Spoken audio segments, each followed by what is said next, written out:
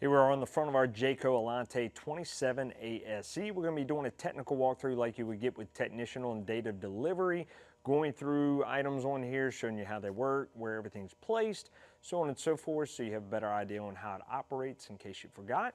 You can find deeper dives on some of these components in our Helpful Hacks section on our Great American RV YouTube channel. Make sure you click like and follow to help support what we're doing here. We're going to start in the front under the hood. Push two latches, your hood drops down. We have our coolant fill right there. I have AC. You're gonna see down here our battery system. You'll see a 12-volt resettable breaker right there, as well as another one off to the left there. This is your chassis battery, so this is gonna operate everything for your dash, your engine, all that stuff. You're gonna have separate batteries for your house side. You have your air cleaner right here, brake fluid, and then windshield washer fluid down there at the bottom. Of course, all this stuff is Ford chassis related, so anything to do with the engine, wheels, suspension, all that kind of stuff is going to have to go to Ford. You want to contact a Ford dealer and make sure they accept RVs before you do. Changing your oil, all that stuff is considered customer maintenance, so that is your deal to have to take care of, so make sure you're doing that on a regular basis. On our side mirrors, we're going to have cameras that'll activate whenever we hit our blinkers. In our first compartment right here, just storage space. Our second compartment, we're going to see the house batteries that we were talking about, right? So this is your 12-volt house battery. You'll see the caps on there. That means they do need to be maintained just like your chassis battery. Pop that cap, check and make sure that the water level is above the plates in there. You want to add distilled water in the event that it needs to be added in there. You're going to see 12-volt circuitry right here. This is all involving your house batteries. So you do have a couple of breakers in here. You'll see the blue button on there. That blue button is to trip that breaker manually. If you ever see that yellow lever sticking out, that means that it is tripped and no 12 volts is passing through there. These ones with the red caps, those are resettable automatically. So once they heat up, they trip. Just give it a little bit of time and they'll reset. If you have a constant trip on those, you want to go ahead and bring that item in. Bring your unit into service, have that item checked out. Maybe a bad breaker, but more than likely it's a bad component on the inside that keeps tripping that, and we need to check it out. Up here is your battery disconnect. On the inside, we'll see a switch to be able to disconnect the battery. We'll talk a little bit more about that on the inside, but you will see two fuses on here that are related to that. On that system, you want to check those out if you have any issues with your disconnect not working. We do a deeper dive on our 12 volts in the Helpful Hacks section. You might want to check that out. Down below that, you're going to have your propane tank. It's filled through this valve right here. We can see the amount of LP that we have in our system here. Open and close our valve here. Our regulator is positioned right behind that black casing. Up above that, we have our hydraulics for our leveling system right there. 12-volt power coming in for that system. We'll show you how that operates on the inside. Next compartment right here, just pass-through storage, as well as more storage there at the bottom. And then, of course, we have our generator in our next bay here. We can go ahead and turn those levers there to open it, and that'll give us our control panel on the exterior. Now, we can operate this stuff on the interior too, so we'll go over on the exterior real quick, and then we'll cover the interior whenever we get in there. Gas prime, we'd hold that down. We'll hear the fuel pump kick on. Just hold it down for a few seconds. Fuel pump will prime it up and get it ready to start. Hold down our on-off button right there and it'll crank up our generator. If we have low oil or our power is overloaded or anything like that, these lights will indicate. If our output is ready, then this light right here will indicate. The power will automatically kick on through our transfer switch on our unit, which decides between shore power and generator power depending on which one you have activated. It'll go ahead and choose that function and send power to your unit. Now, if this system trips out because we've overloaded it, we ran too many ACs, coffee maker, heaters, all that stuff at the same time, then this breaker right here will be tripped, and then we want to go in and reset it by holding down that button right there. Now, before we do that, we want to turn off some of those items on our unit before we come out here and try to reset it because it may trip again right off the bat. So turn off some of those items if we overloaded it, reset it here. If this is not tripped, you want to check your breakers on the inside. If those are good and you're not getting power still, then it's probably this one here. Have an oil fill over here. We have our hour meter right here. Our meter is used once again for maintenance. We have to change our oil, air filter, all that stuff on here, and we do that by the hours, just like mileage on our vehicle. If we do decide to start our generator out here, then we want to make sure we put this cover back on. That way the air ventilates properly and we don't overheat that generator. In here, you're also going to see the side of your tank system right there, a couple of wire hoses and stuff going in. We'll move on. We have our dump station right here. You'll see a black and a gray valve on there, as well as our port to go ahead and dump our system. Pull that cap off, hook your hose up, run it to your port there at the campground. Our black valve activates our black tank. Our gray valve activates our gray tank. Our gray tank is our shower water and our sink water, right? Fairly clean water. As long as you have a hose hooked up there at your site, if you want to, you can go ahead and leave that valve open for extended stays and just let that water drain out rather than having to come out here and keep opening and closing it to drain it out. Our black tank, however, we always want to keep that closed because we want water to stay in that tank. Otherwise, the sewage that goes in there, yep, that's right, the black tank is for all of our toilet. For anything that goes down in our toilet, we want that sewage to have water in the tank so it doesn't dry up and get stuck in there. If it does, we're going to have dry tank and it's nearly impossible to clean out. We don't want to have to deal with that situation. So when it comes time to dump, we're going to open this valve up. Of course, our hose will be hooked up and we'll have a black tank flush, which will go over there in our next water bay. And we hook a water hose up to that. We start that hose and that will send water to a jet port on the other side of that tank, helping push any debris or anything that's in there out of this valve.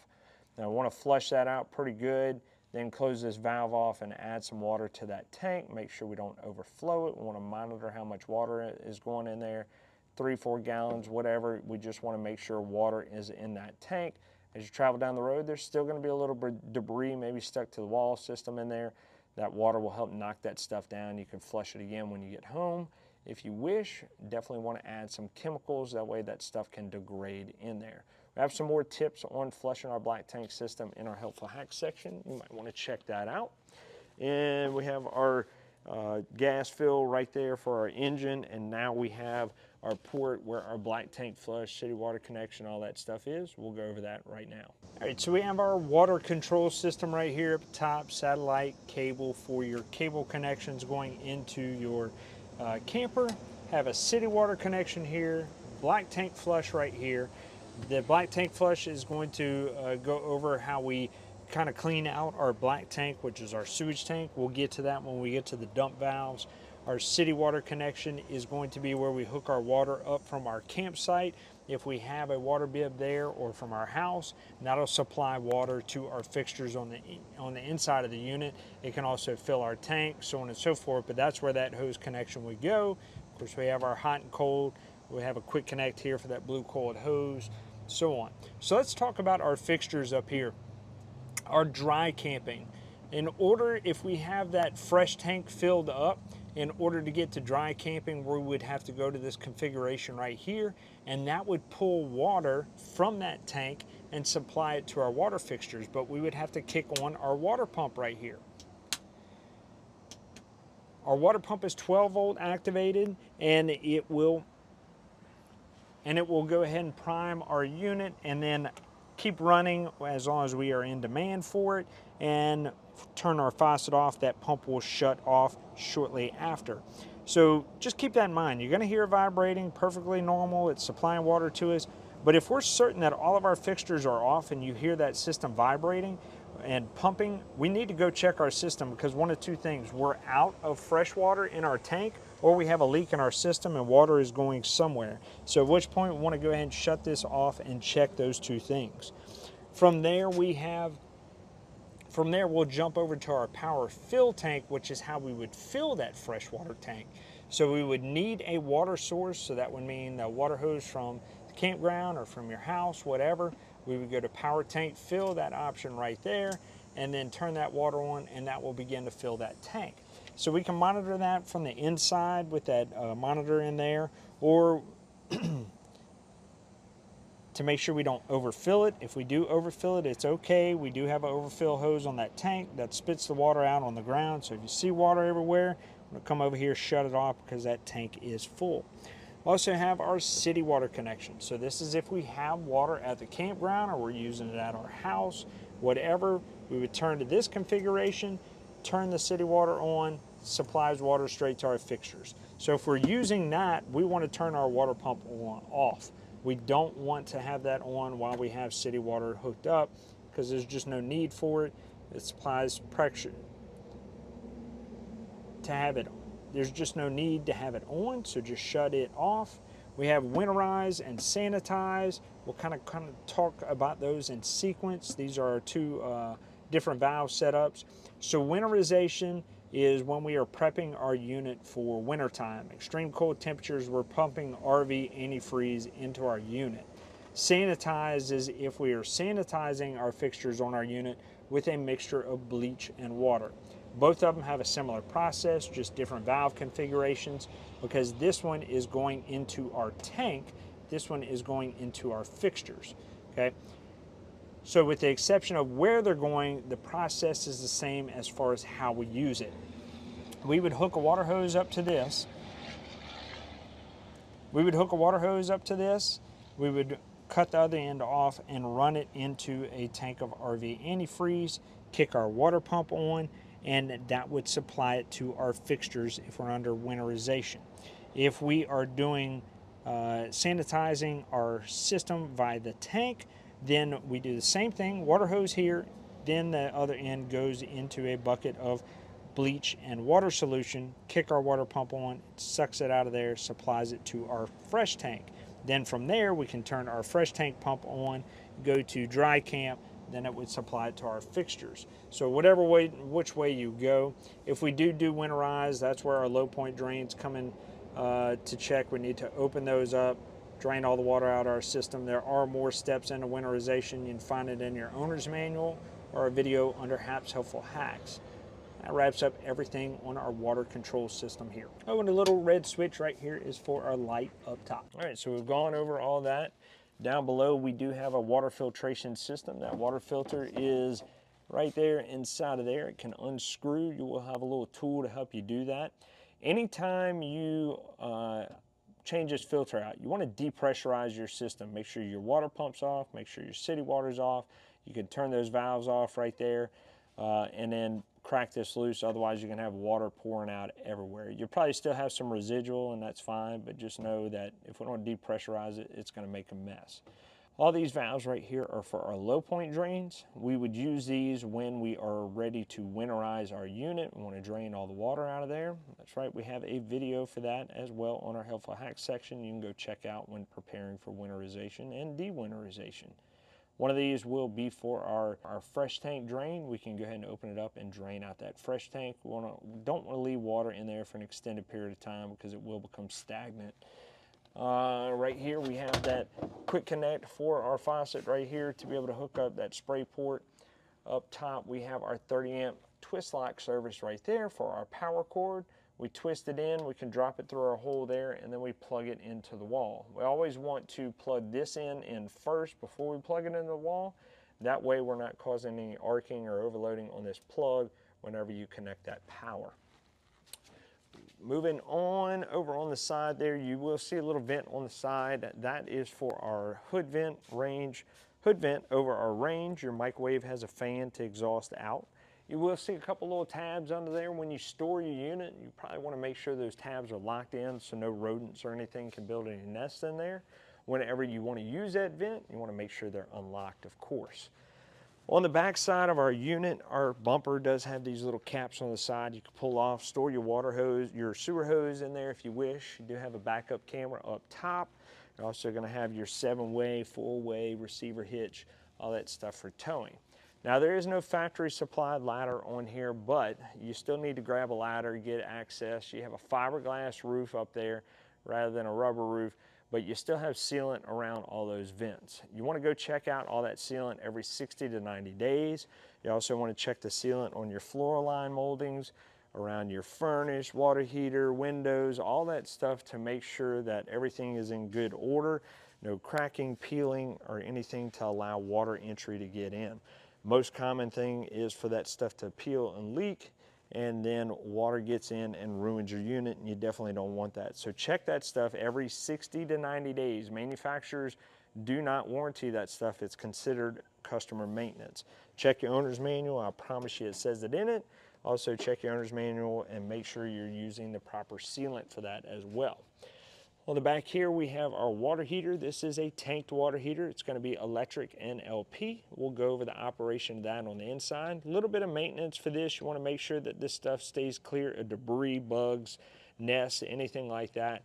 And once again, make sure we're sealed up properly around it so no water entry gets in. Next compartment is just more storage space. More storage space there. Up above our wheel, we do have our Dometic furnace right here. It will output hot air when our furnace is activated. We'll talk about how that operates when we get to our thermostat on the inside. More storage right there, more storage right there, and more storage right there. Now we'll notice on our door system right here, we have some electric steps. Those electric steps can stay in or out when you open and close that door via our little switch right here, power step. We click that on. Now when we open and close that door, those steps will come in and out. If you're set up at the campsite, generally you're going to want that step off. That way those steps stay out whenever you are in and out of your unit. If those steps are ever not operational, we do have a video that goes over how to override that system. But one quick thing that you can check is this little magnet right here on your door. That is what senses when that door is open and closed to go ahead and activate those steps. They are 12-volt powered. We have our awning up top with our awning lights. We can go ahead and run our awning out with our little switch right there. And then we can turn on our light switches right here, and that will kick on our awning lights, of course. Now our awning is a sunshade mainly. It can handle a little bit of light rain, dew, stuff like that. But we do need to pitch our awning. I'll show you how to do that as soon as we get it out. All right, so we can pitch our awning either to the rear or to the front. It's really easy. We'll have the same kind of arms on both sides. We see that little point right there. Grab it, pull it down. Now our awning is pitched. Any water that gets up there will run off to the rear side right here, or we can do it in the front. You only want to do one or the other. That way that water drains off properly. You have a storm, high winds, anything like that coming in, roll that awning in so you don't end up with an insurance claim. Otherwise, you're going to end up with that and a hassle trying to get that awning down if it tears, rips, or flies off, and promoting more damage on your unit, higher insurance claims. So you leave your unit for an extended period of time, best thing to do is just go ahead and roll it in. Let's check out the inside.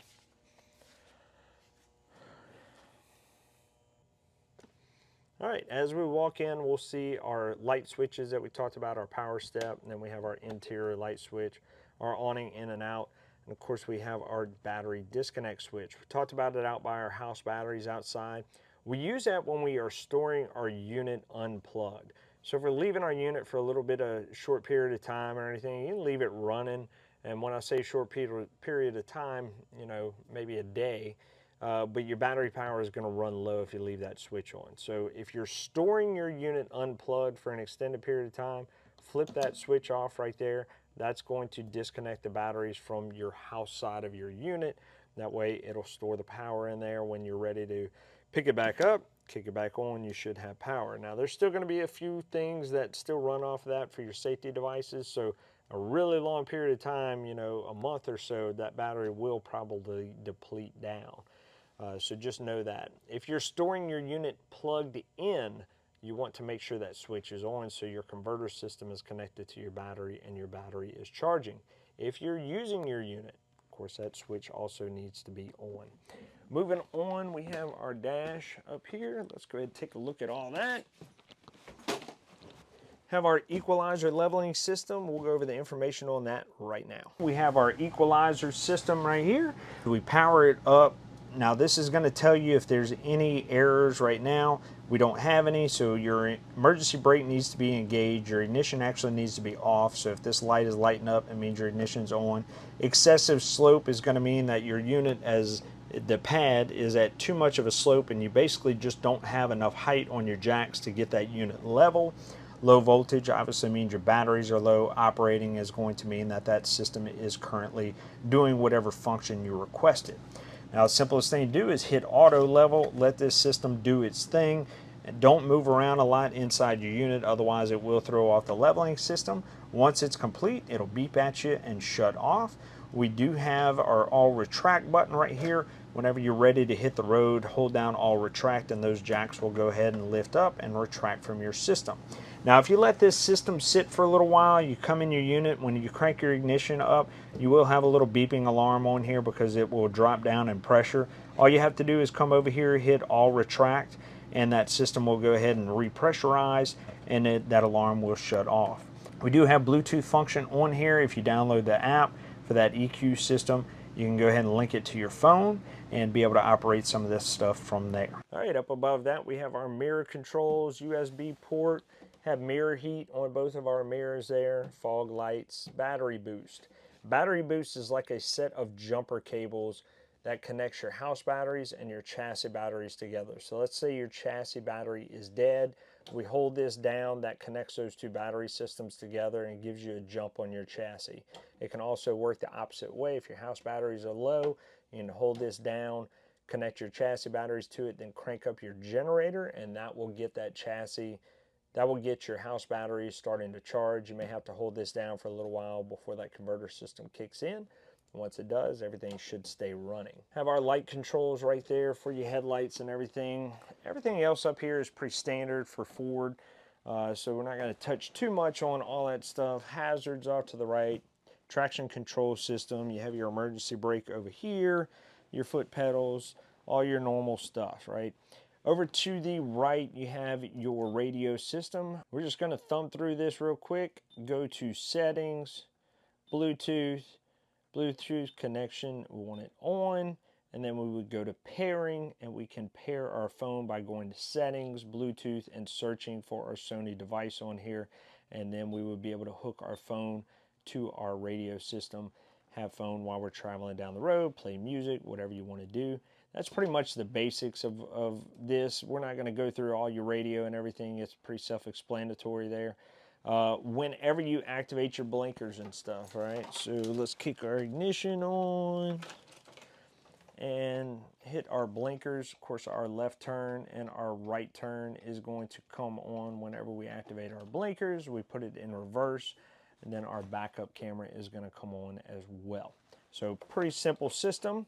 Down below that, we have lights. We have our accent lights up around our dash. That'll light up.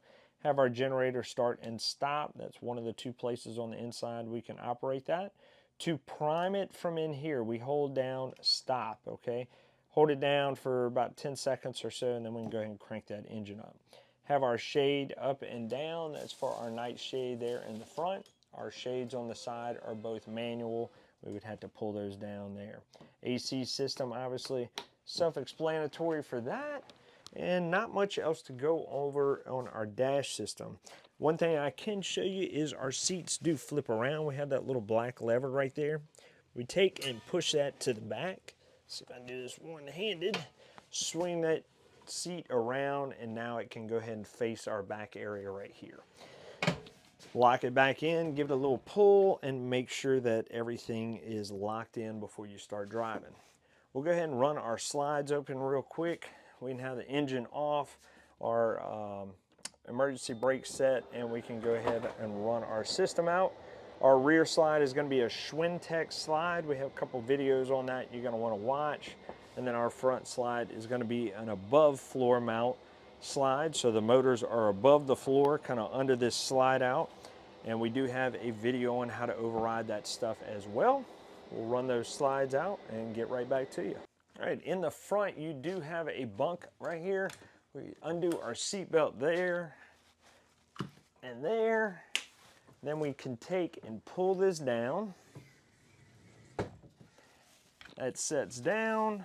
Have a little device right here for the front and back, keep from roll off. And we can go ahead and sleep a couple of people up there. Have a little light switch underneath it that turns that light off and on there. To put it up, stick it back up there and make sure we're plugging those seat belts back in up top as a safety device. case something fails, it doesn't come crashing down on top of the driver. All right, just beside our entry door, we do have our sofa right here that can fold out into a bed. Grab the bottom, pull it out. That'll fold out into a bed there. Have light switches right here that control our lights above us, and then just more storage up top. Furrion refrigerator, it is 12 volt powered, not 110, so 12 volt powered. Have our dial right here to make it from cold to colder, or we can go ahead and turn that system off. We do have an off-grid option which will lower the work of the compressor and not take as much voltage. If you are running off of just your house batteries, that is the setting you want to use on there. Up in our freezer, no dials there, it's going to work off of our bottom. We want to make sure anytime we store our unit, we defrost this freezer and then wipe down our fridge really good. Leave them open and let them air out before we store our unit. That way we're reducing the opportunity for mold and mildew. More importantly, if this ice or anything that's in here melts out, it's going to drip down and damage your woodwork around your unit, and manufacturers aren't going to participate in that kind of repair. So make sure we are doing that properly whenever we store our unit. On the opposite side, we have our slide out. This will drop down into a bed. Do that by removing our two cushions right here. We lift up on our table in the back. See our little hinge piece right there with some teeth that catch it, right? Unhinge that, drop our table down into that groove down there, put our cushions back. To put it back up, simply leave it at a little tilt, push it against the wall, and our table's locked in. Have our Connex TV, which can do Bluetooth from your phone for music, and do smart TV stuff. It also has radio and everything on it as well. To the left, we have our cabinet where our antenna boost is, okay? Our antenna boost is when we want to search for antenna channels on that TV. We want to scan for channels, want our antenna boost on. That green light right there indicates that that's on. We scan for our channels and we pick them up. If we have part cable, I want to go ahead and turn that off because it'll scramble the channels whenever we search for part cable on there. To the right of that, we have a Wi-Fi power. If you want to upgrade your WineGuard system to a Wi-Fi package, you can do that. This would initiate power for that system to either amplify Wi-Fi there at the campground, or you get a package and have a SIM card that would go ahead and give you Wi-Fi wherever you go. Your cable for your cable campground, your cable going from the campground is already ran to the back of the TV, so this port is just extra. Do have an HDMI right here, DVD player, PlayStation, whatever. If you want to plug that in to go to that TV, you can. And here you have LMB1, LMB2 for roof satellite. You don't have a roof satellite on this unit, but it is pre-wired if you add one in there. Have our hood vent right here. Kick that on. Remember the little vent we talked about outside? I said it was hooked to a microwave. I lied. It's hooked to just a regular hood vent. Want to make sure that vent on the outside is open so this air actually exhausts out. 2-burner Suburban stove right here. You will need a manual lighter to light this. In order to light it, push it down, turn it to light, and use your manual lighter to go ahead and light it out. Now the thing about gas is before we activate things like our furnace and stuff, water heater, and we just turned our gas on from the tank outside, we want to come bleed the air out first. Do that by just simply turning and lighting your stovetop, okay? That's going to let the air bleed out. Once it lights, let it run for about 30 to 60 seconds, and that'll burn all the air out of that system. Then you activate all those other items. That way they're less likely to go in a fault.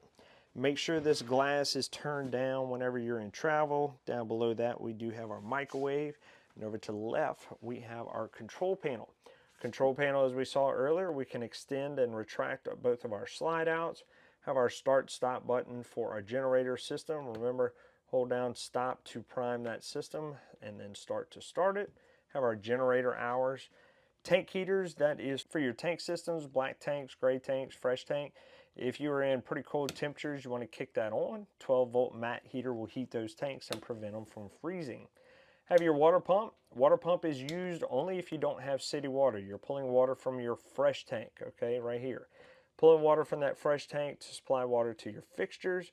Want that on. If we have city water, turn it off. Now it's going to be an on-demand pump. If you hear that pump running and we don't have any water on, you want to go check your system. Either you're out of water or you have a leak in your system, in which both cases you want to kick that off. That way, off. That way that system doesn't burn up on that pump. Then you can go ahead and investigate what's going on with it. Have our LP and our electric water heater switches right here. As simple as kicking it on. It'll go through a lighting sequence on our water heater, and it will go ahead and kick on and start heating that water. If you want to do electric, kick it on, electric, and you're not necessarily going to hear it. It'll just kick on and start rolling. Now you do have a fault light up here. That's what FLT means right here. That's going to be for your LP gas. It's going to go through 3 stages of trying to light. If it doesn't light, that fault light will pop on and let you know. If it just pops on for a second, don't worry about it. If it stays on, that's when it's a problem. Obviously, your water heater hasn't lit. Most cases, it's air in the system. If you haven't bled it out over here at stovetop, do that. Come back over here and kick it, turn it off, and kick it back on and let it go through the sequence again to try to light. Make sure you have water in your tank before you activate both of these, otherwise you will burn up the elements on it. And it is okay if you want to go ahead and kick both of them on at the same time. Heard plenty of customers say, yep, works faster, heats up the water faster. Go for it. That's up to you. Up above that, we have our LP meter, our battery meter for our house batteries, our fresh tank system, our black tank, and our gray tank system. Okay, so we can see the level of all those, and of course our pump light right there letting us know that our water pump is on. All this stuff is 12-volt operated on this panel, so you have any problems, we'll show you the 12-volt fuse panel a little bit later, and you want to go to that first. Down below that is our thermostat, a little manual thermostat for our AC system that we have right here, rooftop AC. We'll talk about this real quick before we go to the thermostat. These are quick dump vents. These are to go ahead and blow air out and cool just this general area, okay? You're gonna have that on both sides. When we want air to run through our ducts up here in the roof, we wanna make sure that these are closed. If they're not closed, that air is just gonna come out of here and not out of here. You'll need that in order for air to distribute to the rear of the unit. You're also gonna have some filters right here on the side. You can pull these 2 tabs right here, pull that filter off, clean it off. You want to do that every now and again. Make sure we're not restricting air to our AC, especially if you have pets. Do it on a fairly regular basis. As for our furnace, air is going to come out of these vents down here below, not out of your rooftop air. That furnace air is just going to come out of the base of your unit, not out of the top, just cool air out of the top. All right, so all that said, let's jump back to our thermostat. We have our mode. We have cool, fan, off, and heat. Cool is going to cool the air on that rooftop. Fan is just going to circulate the air off that rooftop unit. Off is off, and heat is going to activate our furnace. Of course, you pick your temperature right here at the bottom as far as what you want it to be. And then we have our fan right here. So fan, high, low, auto. High, low is that fan's going to run all the time, regardless of whether the compressor's on or not on our air conditioner. High, low, auto, that fan is going to turn off after our compressor turns off, turn back on just before our compressor turns back on, probably like how you have it set at your house.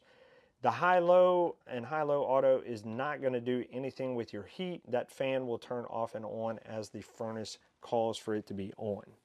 Down below that, we're going to have our COLP detector there at the bottom. That is a 12-volt safety device. It's going to let you know if you have any LP or CO leaking inside your unit, in which case an alarm will go ahead and go off. We want to check that alarm every now and again by holding down that button and testing it. See a little green light down there letting us know that it is powered on. And please know that they do have an expiration date, 5 years. After 5 years, you want to go ahead and replace that unit. Really easy. You got 2 wires on the back of it and these 2 screws. Change that out and make sure everybody's staying safe. You're also going to have a smoke detector in your unit. It's up here on the roof line, 9-volt battery, old school smoke detector, right? Those have 10 years on them. After 10 years, you want to go ahead and change that out. Moving on, more storage in all of our closets right here. We do have our bed. That bed will need to be folded up in order to store your slide out and then laid down, of course, when you want to use it. Down here below that, we are going to have our 12-volt fuse panel that we talked about. Anything 12 volts related is going to be labeled right here on the back of that panel. If you have issues with any of these items, this is the first place that you want to go to check that out. To the right of that is going to be our 110 breaker panel. Anything 110 related, all going to be labeled right there on the side. You want to check here first before you go to anything else on your 110 system and make sure that none of these breakers are tripped. And you'll notice this one right here has a red button on it, okay? That is your GFCI. So any outlets in wet locations, outside or in your kitchen, in your bathroom, stuff like that, they're all going to be GFCI protected. So if any of them get wet or overloaded from too many griddles, coffee makers, so on and so forth, this is probably going to trip like that, okay? So if it does, come flip it to the off position, kick it back on. If you do have griddles and coffee makers and all that stuff and it tripped, you might want to unplug some of those items before you come reset that system, because it's probably just going to trip again. Not much else to show you in here besides our little vent right here. Fantastic fan, up, down for the vent. We can ventilate in or out, and then the speed. That is all for our fan right here above us here. We can also move that vent manually through this tab right here. We do have a fuse up here. If that fan isn't working, you want to go ahead and check that 12-volt fuse in there. Lastly, we have our bathroom toilet. Pretty self-explanatory, right? Hit that valve, flushes, so on and so forth. If you have number 1 for sewage, just liquids, right? Hit that toilet, flush it down the drain. Number 2, we want to barely depress that pedal right there until water starts coming out, but our valve in the bottom is still closed. We want to fill that bowl about 1/2 to 3/4 of the way. That way we have enough water to send those solids down the drain. If we don't, could run into some clogging or stuff like that in the pipe system. Also, make sure we are using RV toilet paper only so it degrades properly in our system, and we're also adding chemicals. We do have a bathroom vent fan in here. It is suggested that you use that whenever you take a shower to help moisture and stuff, humidity and everything get out of here, reduces the opportunity for mold and mildew. Shower, pretty self-explanatory, hot, cold, and then you have your shower head right there at the top. Not much else to talk about right there or in our bathroom or in our unit overall. Hope you enjoyed the information. You got any questions or comments, leave them down in the bottom. Thanks for watching. Make sure you click like and share. Well, we hope you found that resourceful, but wait, there's more information on our Great American RV YouTube channel. This channel right here, find the playlist Hap's Helpful Hacks. We go over different products in this unit, and we'll take a deeper dive with more diagnostics, more information, as well as helpful tips when you're out camping. Tell your buddies, tell your friends, like, share, subscribe, do all those awesome things on YouTube, TikTok, wherever you found us. And keep watching here at Great American RV Superstores, where we bring the how-to you.